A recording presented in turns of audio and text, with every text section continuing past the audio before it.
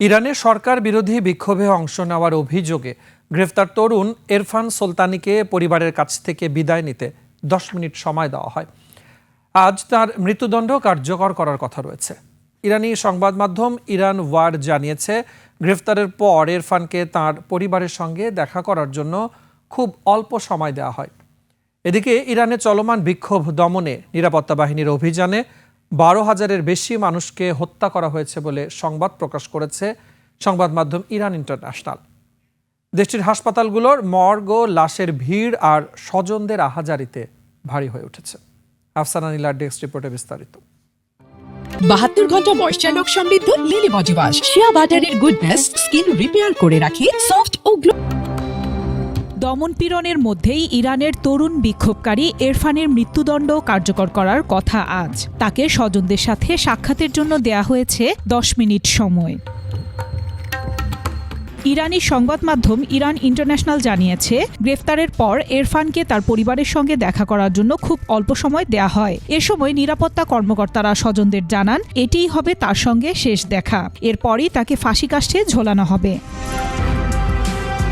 চলমান বিক্ষোভে ইরানে হাজারো বিক্ষোভকারীকে গ্রেফতার করা হয়। তাদেরই একজন এরফান। বৃহস্পতিবার নিজ বাড়ি থেকে এরফানকে গ্রেফতার করা হয়। 1 সপ্তাহের ব্যবধানে তার বিচার, দোষী সাব্যস্ত করা আর সাজা দেওয়ার প্রক্রিয়া শেষ করা হয়। এদিকে মার্কিন প্রেসিডেন্ট ডোনাল্ড ট্রাম্প স্পষ্টভাবে জানিয়েছেন, এরফানের ফাঁসি কার্যকর করা হলে ইরানকে চরম মূল্য দিতে হবে। আলোচনার প্রস্তাবের কথা উঠলেও তিনি সাফ জানিয়ে দিয়েছেন, বিক্ষোভকারীদের ওপর জুলুম বন্ধ করা না হলে যুক্তরাষ্ট্র কঠোর পদক্ষেপ নেবে। এছাড়া রক্তাক্ত ইরানে ভয়াবহ হয়ে উঠেছে পুরো দেশের পরিস্থিতি।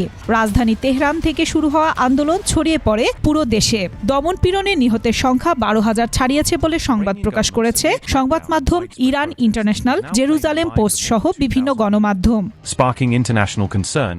দেশটির শীর্ষ সরকারি কর্মকর্তার বরাতে সংবাদ মাধ্যম ইরান ইন্টারন্যাশনাল জানায়, আন্দোলন দমাতে ইরানে 8 ও 9 জানুয়ারি শাটডাউনের সময় এসব হত্যাকাণ্ড চালানো হয়।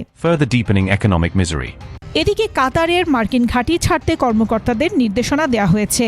আর তেহরান, সৌদি আরব ও সংযুক্ত আরব আমিরাত থেকে শুরু করে তুরস্ক পর্যন্ত আঞ্চলিক দেশগুলোকে জানিয়েছে, যুক্তরাষ্ট্র যদি ইরানকে লক্ষ্য করে হামলা চালায় তবে ওই দেশগুলোর মার্কিন ঘাঁটিগুলোতেও আঘাত করা হবে। আফসানা নীলা, ডেস্ক রিপোর্ট, 21 টেলিভিশন।